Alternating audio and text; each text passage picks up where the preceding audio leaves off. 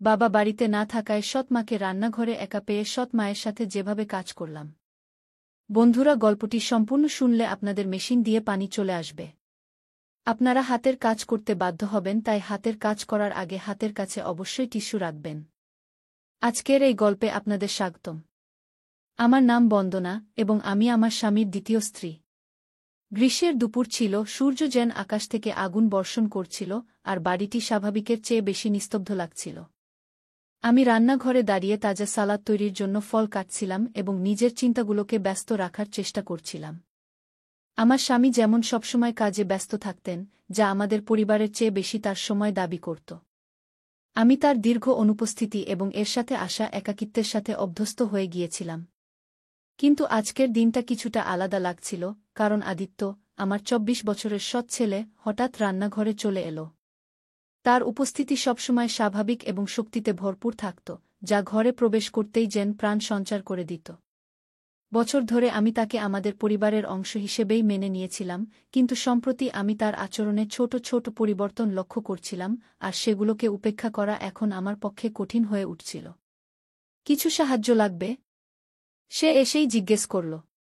তার কণ্ঠস্বর স্বাভাবিক ছিল, কিন্তু তাতে সামান্য অনিচ্ছা বোধ হচ্ছিল। সে আমার দিকে তাকাল, তারপর সেই ফলের দিকে যা দিয়ে আমি সালাদ কাটছিলাম। আমি তখন কোনো কথা না বলে সালাদ কাটতে থাকলাম, আর তার দৃষ্টি এক পলকের জন্য আমার উপর আটকে গেল। আমি হাসতে হাসতে তাকে একটি ছুরি দিলাম এবং বললাম, শোনো বেটা, তুমি কি সালাদ কাটতে আমাকে সাহায্য করতে পারো? সে তৎক্ষণাৎ মাথা নেড়ে সম্মতি জানিয়ে আমার পাশে এসে দাঁড়াল এবং কাটতে শুরু করল। শুরুতে তার হাত স্থির ছিল, কিন্তু সময় যেতে যেতে আমি লক্ষ্য করলাম তার মুঠোতে সামান্য কাঁপুনি ছিল। একবার আমি একটি বাটি নেওয়ার জন্য হাত বাড়ালে আমাদের হাত পরস্পর স্পর্শ করল। সে এক মুহূর্তের জন্য থেমে গেল, তারপর দ্রুত পিছিয়ে গেল। এরপর ক্ষমা চেয়ে কিছু অস্পষ্ট কথা বলল, যার উপর আমি মৃদু স্বরে বললাম, কিছু হয়নি, যেন কিছুই ঘটেনি। কিন্তু ভেতরে ভেতরে আমি তার প্রতি বাড়তে থাকা আকর্ষণের সংকেতগুলোকে উপেক্ষা করতে পারছিলাম না। কাজ করার সময় আমি তাকে বারবার আমার দিকে তাকাতে দেখলাম। তার চোখ প্রতিবার আমার দিকে তাকানোর পর দ্রুত অন্য দিকে ঘুরে যেত। এটি অত্যন্ত সূক্ষ্ম, প্রায় নেই বললেই চলে, কিন্তু তা সত্ত্বেও সেখানে একটি অনিচ্ছা, একটি টান ছিল যা আমি আগে কখনো অনুভব করিনি।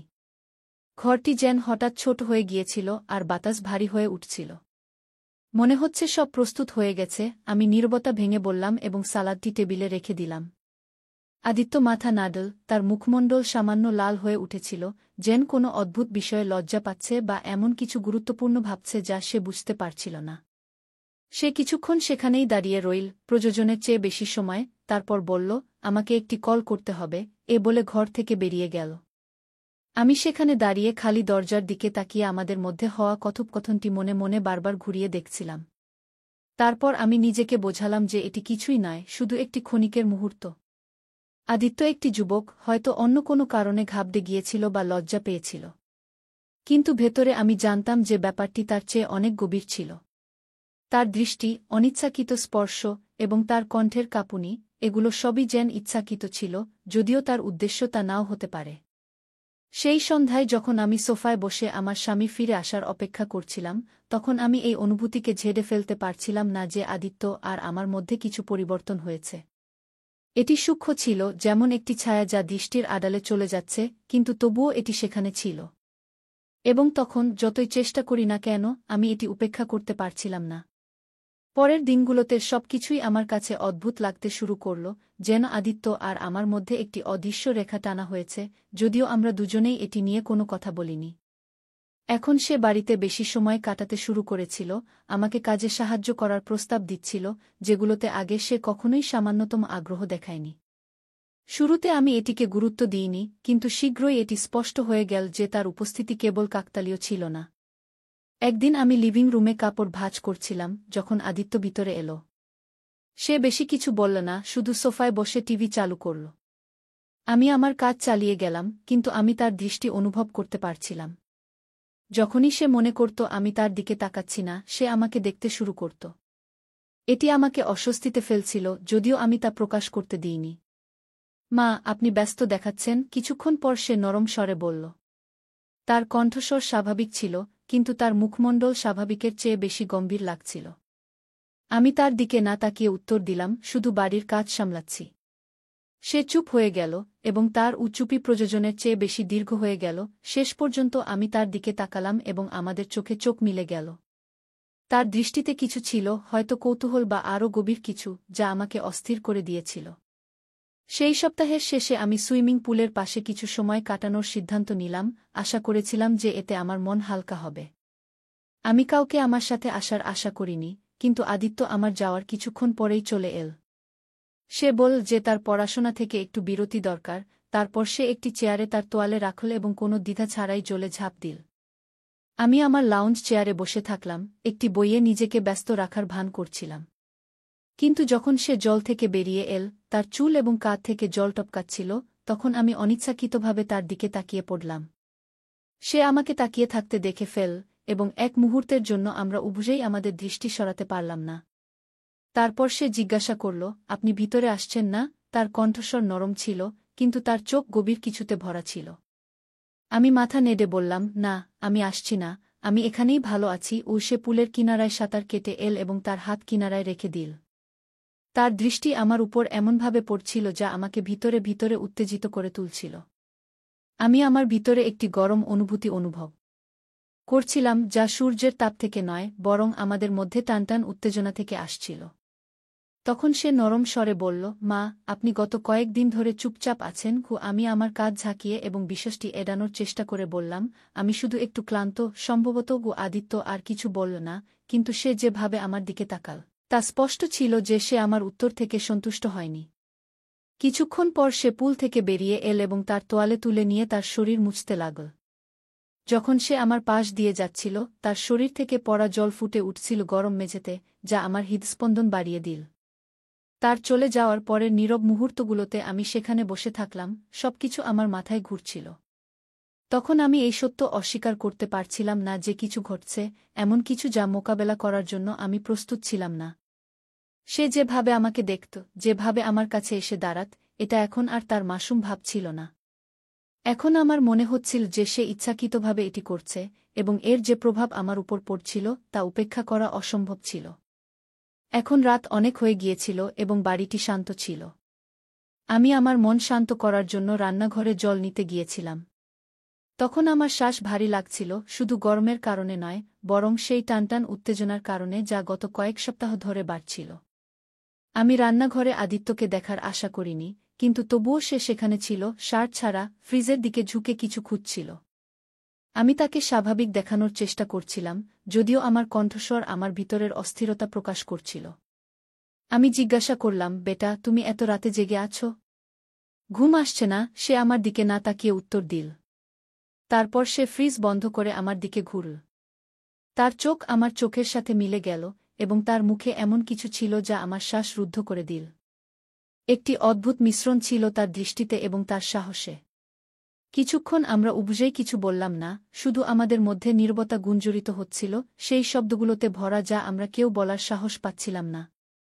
আমি তার দৃষ্টির ভার আমার অস্তিত্বে অনুভব করতে পারছিলাম। তার চোখ আমার হাতে ধরা গ্লাসে নয়, বরং আমার বুকে স্থির ছিল।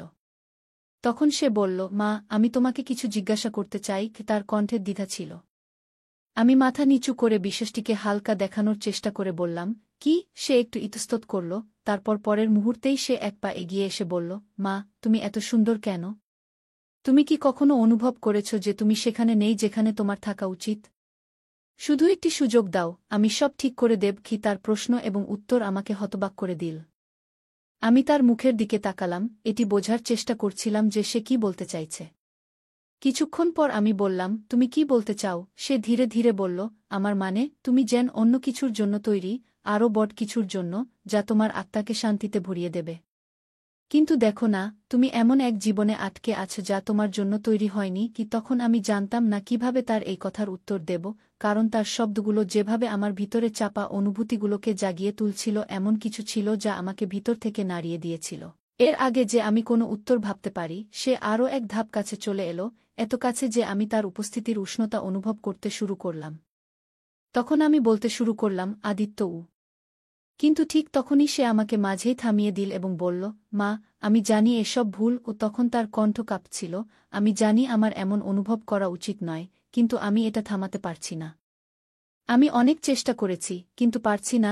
আদিত্যের এই কথাগুলো শুনে আমি তার দিকে তাকালাম, তখন আমার হৃদয় এত জোরে ধড়ফড় করছিল যে মনে হচ্ছিল সেও হয়তো এটা শুনতে পাচ্ছে।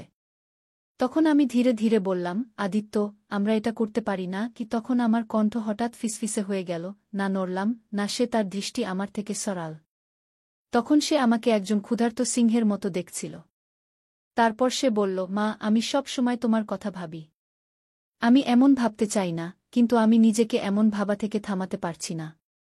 এখন আমি যেখানেই তাকাই শুধু তোমাকেই দেখি। তখন তার শব্দগুলো বাতাসে ঝুলে থাকল, খোলা এবং কোনো বাধা ছাড়াই।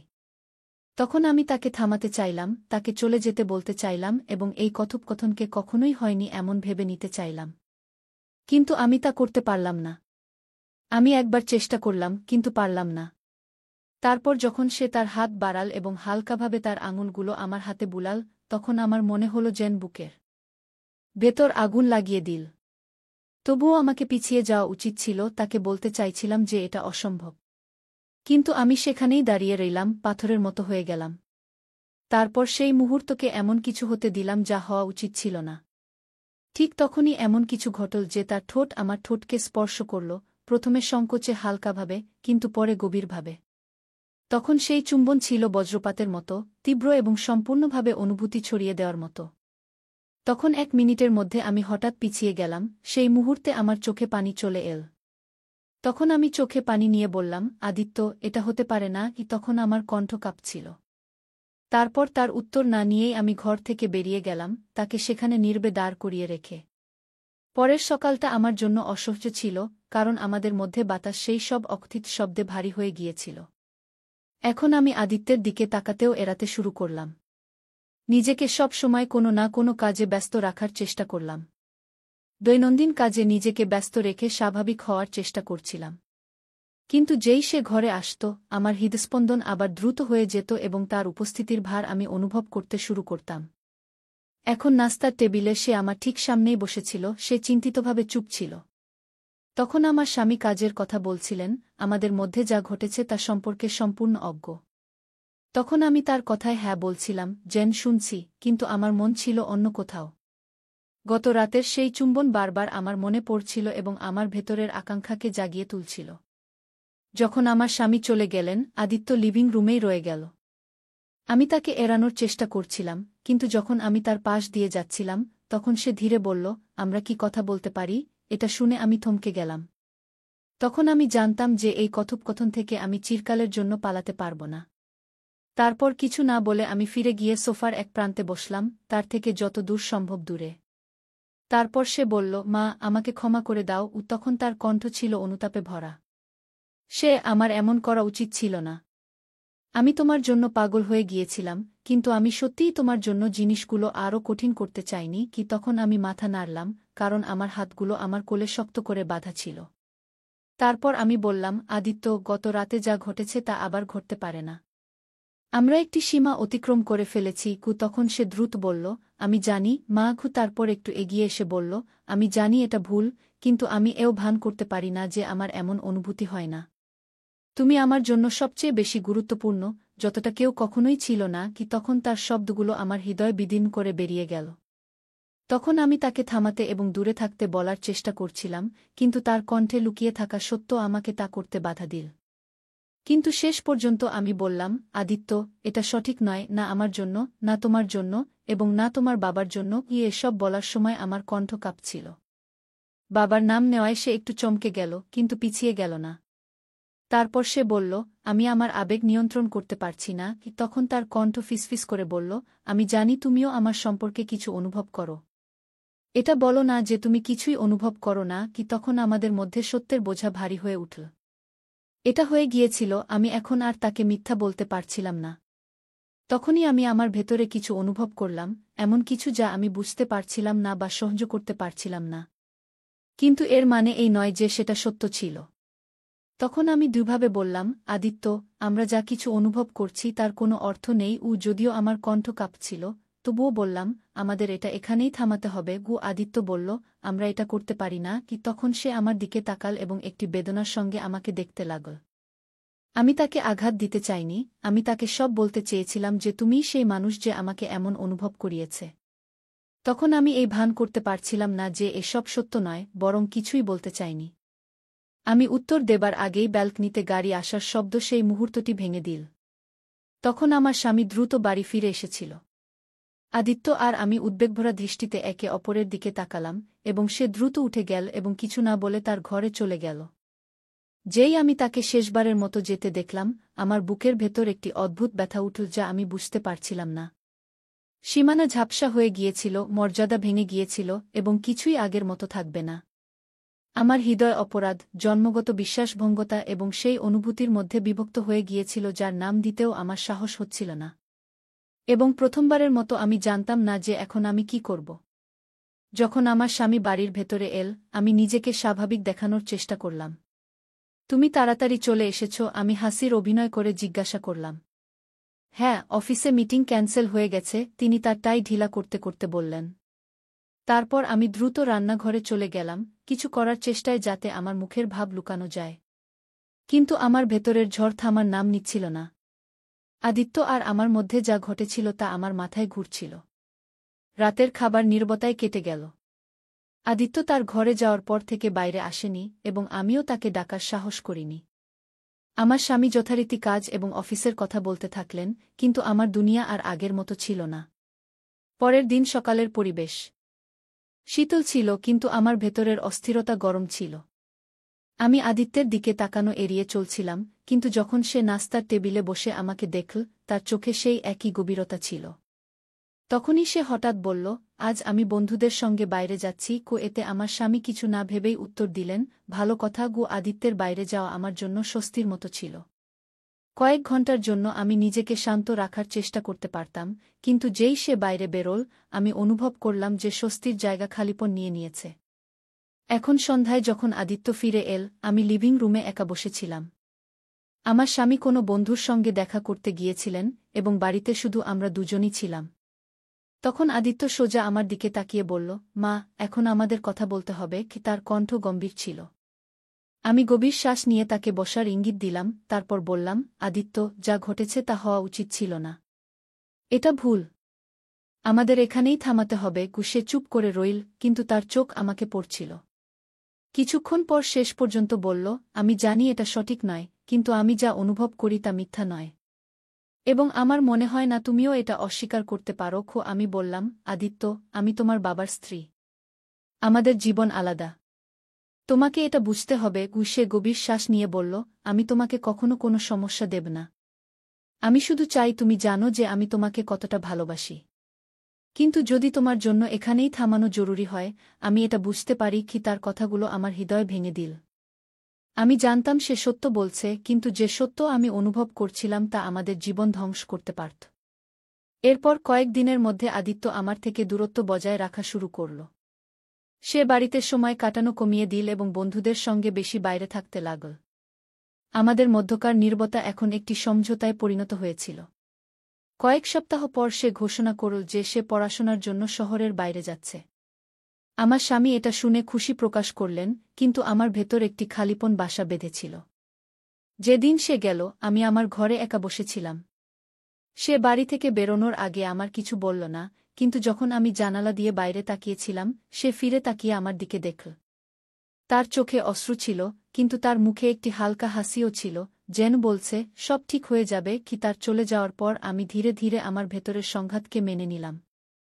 আমি জানতাম যা ঘটেছে তা কখনো হওয়া উচিত ছিল না, কিন্তু যে অনুভূতিগুলো আমাদের মধ্যে ছিল, যে ভালোবাসা গভীরে প্রস্ফুটিত হয়েছিল, তা মিথ্যা ছিল না। এখন জীবন আবার স্বাভাবিক দেখাচ্ছিল, কিন্তু প্রতিবার যখন আমি একা থাকতাম, সেই মুহূর্তটি আমার মনে পড়ে যেত এবং সেই স্মৃতির সাথে এখন একটি অসম্পূর্ণ গল্পের বোঝা আমার হৃদয়ে চিরকালের জন্য বসে গিয়েছিল। তাহলে বন্ধুরা, এটা ছিল আমাদের আজকের ছোট্ট গল্প। আপনি এই গল্পটি কেমন লাগলো তা কমেন্ট করে অবশ্যই জানান। আর যদি গল্পটি আপনার ভালো লেগে থাকে, তবে এটি লাইক করুন এবং আপনার বন্ধুদের সাথে শেয়ার করুন। এমনই রোমাঞ্চকর গল্পের জন্য আমাদের চ্যানেল সাবস্ক্রাইব করুন এবং বেল আইকন টিপতে ভুলবেন না, যাতে আপনি আমাদের কোনো গল্পই মিস না করেন। ধন্যবাদ।